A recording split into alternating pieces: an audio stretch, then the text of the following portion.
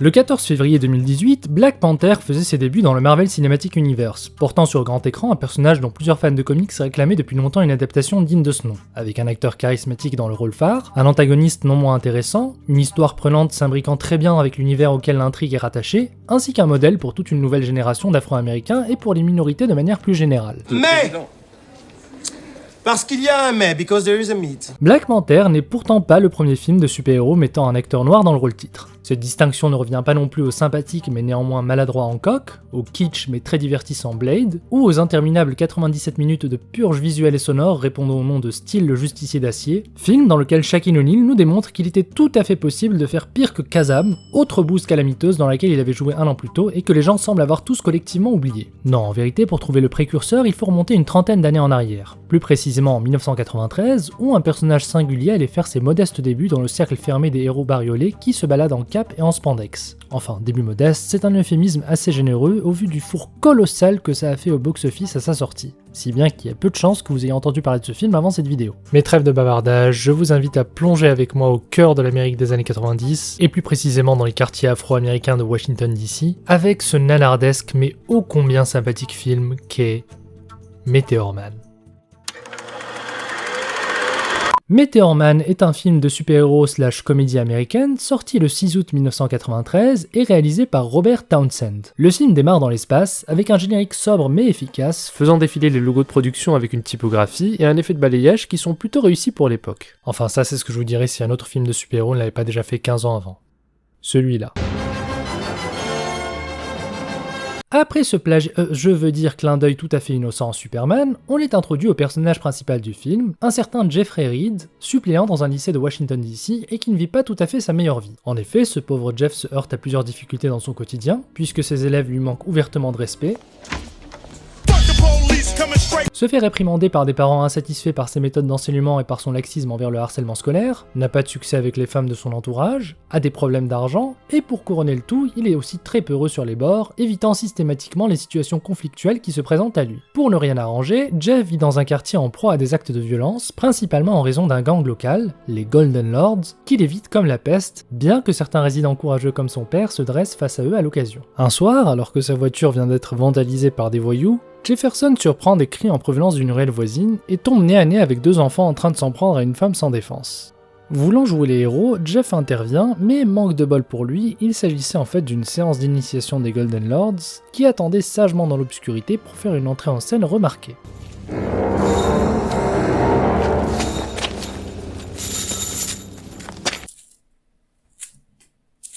Vous flippez vos races, hein. Devant la vision horrifique d'un ressort magique et d'un cosplay raté de NSYNC, Jeffrey prend ses jambes à son cou et se fait courser par les membres du gang. Arrivé dans une ruelle adjacente, Jeff se jette dans la première benne à ordures qui croise son chemin pour échapper à ses poursuivants. Un des jeunes membres de la bande le débusque assez rapidement en soulevant le couvercle, mais lorsque l'un des leaders le questionne sur le contenu de la poubelle, le garçon, qui est visiblement pris de remords, fait mine de n'avoir rien vu et s'en va avec le reste du gang. À ce moment donné, dans un film normal, la logique consisterait à attendre 10 ou 15 minutes que la ruelle soit complètement vide, pour sortir discrètement et emprunter un autre chemin pour rentrer chez soi. Voyons comment Meteor Man gère ça.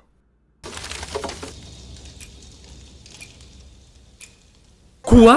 Il a attendu 3h45 minutes planqué dans sa poubelle là ? 3h45 minutes. What the fuck ? Je veux bien que Jeff soit un pétochard qui passe son temps à fuir les problèmes au quotidien, mais même Courage le chien froussard serait pas resté aussi longtemps à patauger dans la merde. Tu restes 10 ou 15 minutes si tu psychotes à mort, mais à un moment donné tu te barres. Et on est en 1993, donc tu sais qu'il est pas en train de doom-scroller ou de poster des stories en loose day sur Instagram pour passer le temps. Alors quoi, qu'est-ce qu'il a foutu pendant quasiment 4 heures ? Une battle de regard avec des bouteilles de shampoing vides ? Il a écrit un mémoire ? Non mais vous réalisez que tout le temps qu'il a passé en étant caché était largement suffisant pour se taper un triathlon sans se presser, faire un Paris-Athènes, préparer un gigot d'agneau, regarder n'importe quel volet du Seigneur des Anneaux, passer une épreuve du baccalauréat, finir un jeu vidéo comme Portal. Sérieusement, à ce tarif-là, c'est plus une planque, c'est un bail locatif. Bref. Par le plus grand des hasards cosmiques, et c'est littéralement le cas de le dire, une comète apparaît soudainement dans le ciel de Washington et commence à se rapprocher de plus en plus de la ruelle où Jefferson s'était courageusement réfugié 4 heures plus tôt. Notre héros, si on peut l'appeler comme ça, comprend trop tard que l'objet astral fonce droit sur lui et commence donc à courir pour essayer d'éviter sa trajectoire. Stop! Oui, c'est bien ce que je pensais. Alors ça, mes chers amis, c'est pas une météorite, hein. C'est un missile air-sol dernière génération. parce que corrigez-moi si je me trompe, mais il me semble qu'un météore, ça ne décrit pas soudainement une courbe de 45 degrés à 3 mètres du sol pour changer de direction. Soit le réalisateur se torche allègrement le derrière avec les lois élémentaires de la gravité et des trajectoires, soit le météore a clairement un compte à régler avec Jeff parce que là on dirait vraiment qu'il veut lui exploser la gueule. Ça va péter! Péter! Malgré la stratégie imparable consistant à courir en ligne droite pour éviter un objet suivant la même direction, Jefferson arrive au bout d'une impasse et se fait percuter de plein fouet par la comète. Second poteau bavard! Le météore le brûle sévèrement tandis que l'objet céleste semble s'incruster dans tous les pores de sa peau. Soit dit en passant, l'effet spécial de cette scène est plutôt convaincant, peut-être un peu trop, vu que YouTube a bloqué cette partie de la vidéo lors de mon premier import, raison pour laquelle je floute partiellement cette scène. Hospitalisé d'urgence, le professeur est rapidement pris en charge par une cohorte de médecins, mais ces derniers constatent avec stupeur que même si son corps présente de sérieuses brûlures, Jeff semble déjà progressivement guérir du traumatisme qu'il vient tout juste de subir. Quelques heures passent, et Jefferson finit enfin par se réveiller de son coma. Il est alors pris en charge par l'infirmière la plus douce de l'histoire médicale. Bon, un peu violente cette infirmière, mais la technique pour réveiller est efficace. En tout cas, ce qui est sûr, c'est qu'une fois debout, Jefferson surprend tout le monde, puisqu'une fois ses bandages retirés, le corps médical est ébahi de voir que Jeff n'a plus aucun stigmate ni trace de brûlure visible sur la peau. Il est complètement guéri. Plus étrange encore, Jefferson semble avoir développé des capacités surhumaines depuis l'accident, comme une vision X lui permettant de voir à travers les murs ainsi que les vêtements, mais également le pouvoir de Wikipédia visiblement, puisqu'il est désormais capable de restituer l'entièreté d'un ouvrage par un simple contact physique, et de mettre en pratique les connaissances du livre en question. Bon, j'espère qu'ils n'ont pas de bouquins problématiques dans cet hôpital. Après une courte période de convalescence, Jeff rentre chez lui et réalise qu'en plus de ses pouvoirs troublants, il dispose désormais d'une nouvelle habilité donnée par la météorite, celle de pouvoir comprendre et converser avec son chien Ellington. Pourquoi pas ? Après, au-delà du fait que c'est un pouvoir complètement inutile à moins de travailler dans un chenil, c'est surtout une capacité dont il aurait pu se passer volontiers, parce que si le film montre une discussion plutôt rigolote entre un chien et son maître, la vérité c'est que l'amour-propre de Jeff en aurait pris un sacré coup s'ils avaient opté pour des dialogues réalistes.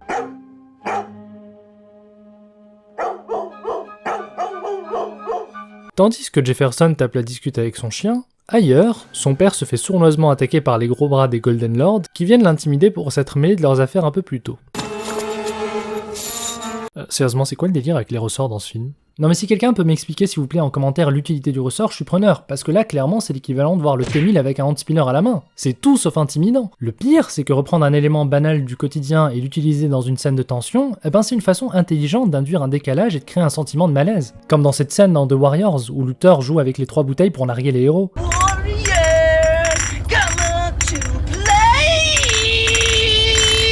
Mais si ça marche dans The Warriors, c'est parce qu'une bouteille ça peut aussi être utilisé comme une arme redoutable, surtout pour un gangster qui utilise souvent ce qu'il a sous la main pour faire des dégâts.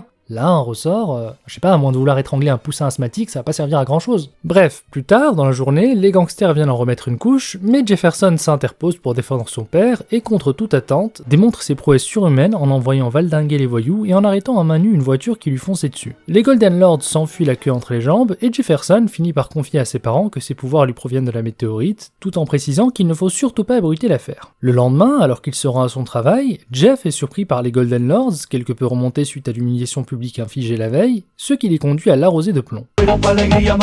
À leur grande dame, le professeur se relève indemne de la fusillade et, plus surprenant encore, s'envole jusqu'au sommet d'un lampadaire pour chercher refuge. Les assaillants, médusés par les pouvoirs de Jefferson, prennent la poudre d'escampette, mais maladroit comme il est, notre protagoniste perd rapidement l'équilibre et heurte violemment le sol, déclenchant involontairement un tremblement de terre. Ah ouais, quand même. Ah, c'est plutôt chaud à gérer comme pouvoir au quotidien. T'imagines, il est enrhumé un jour ? N'oublie pas de te couvrir, il fait encore un peu froid.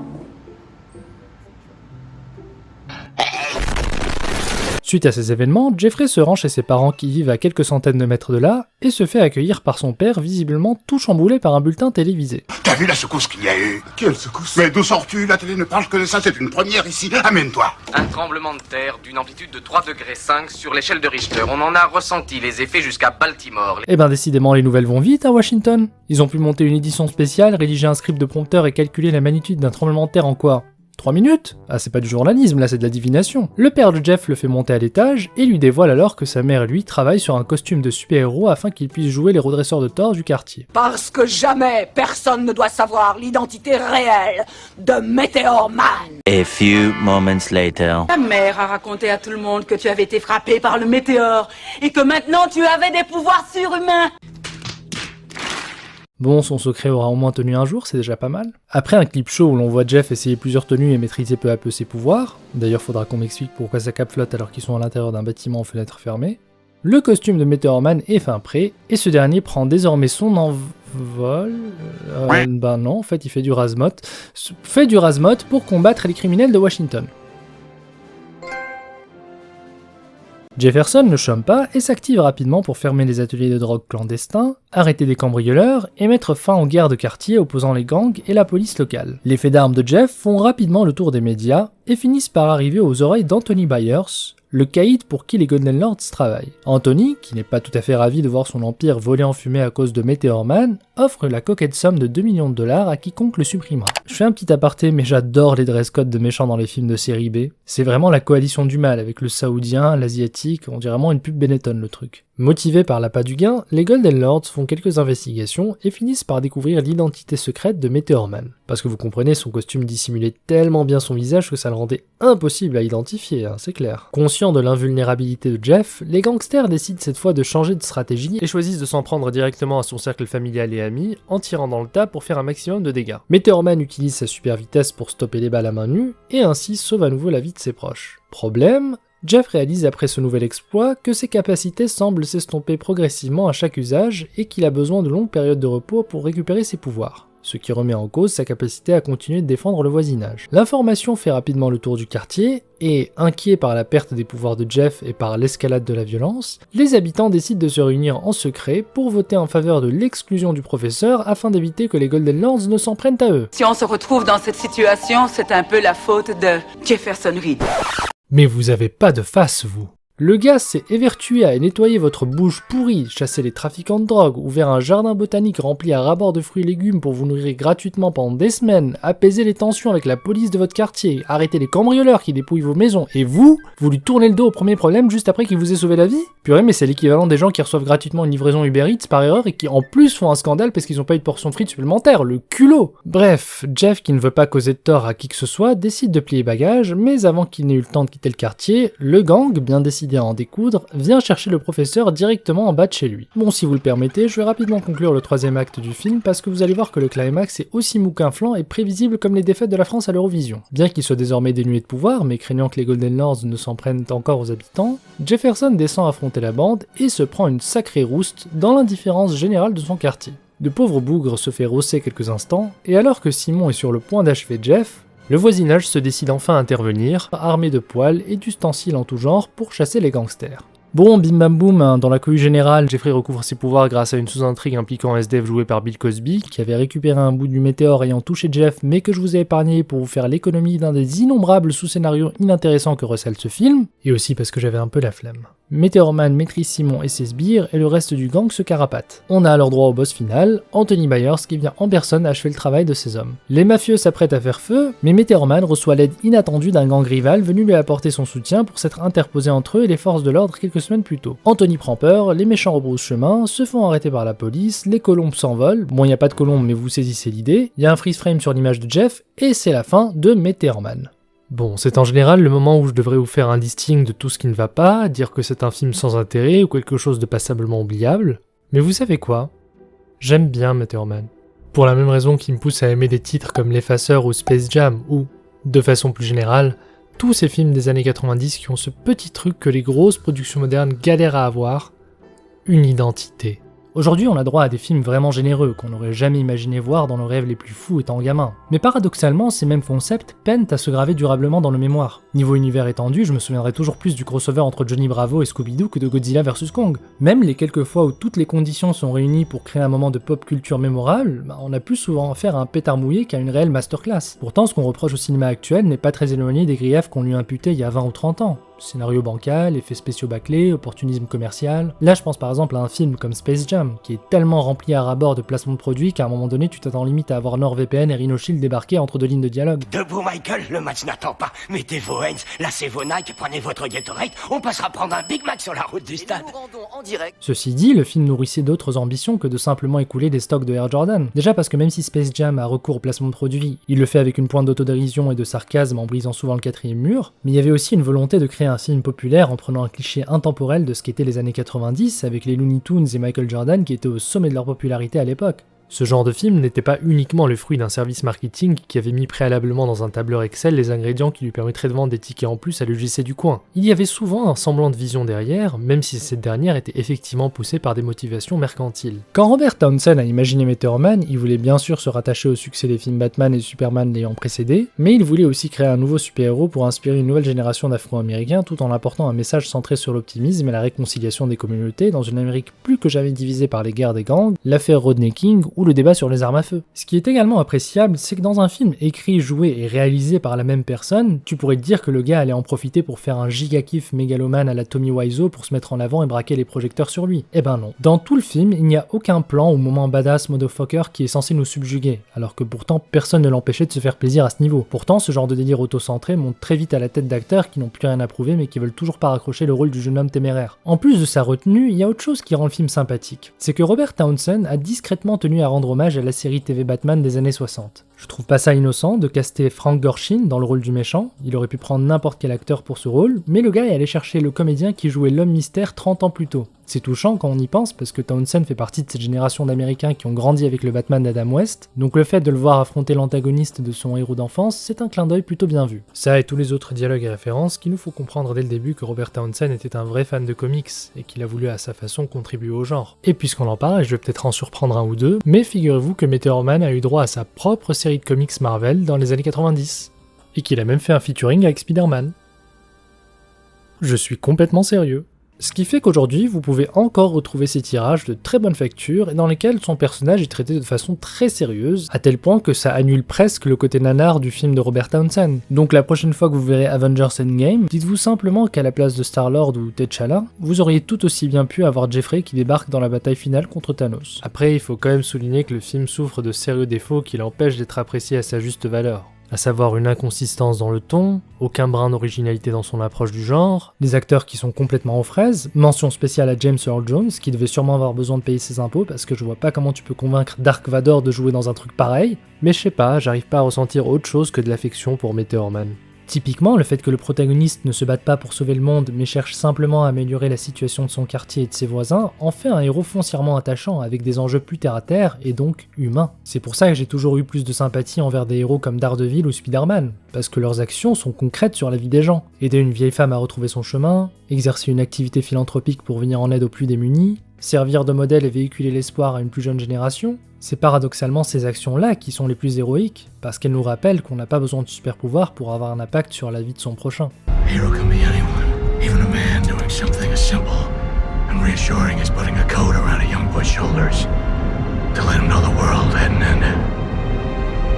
Et il n'y a pas que chez DC qu'on peut retrouver cette leçon. I believe there's a hero in all of us that keeps us honest, gives us strength, makes us noble.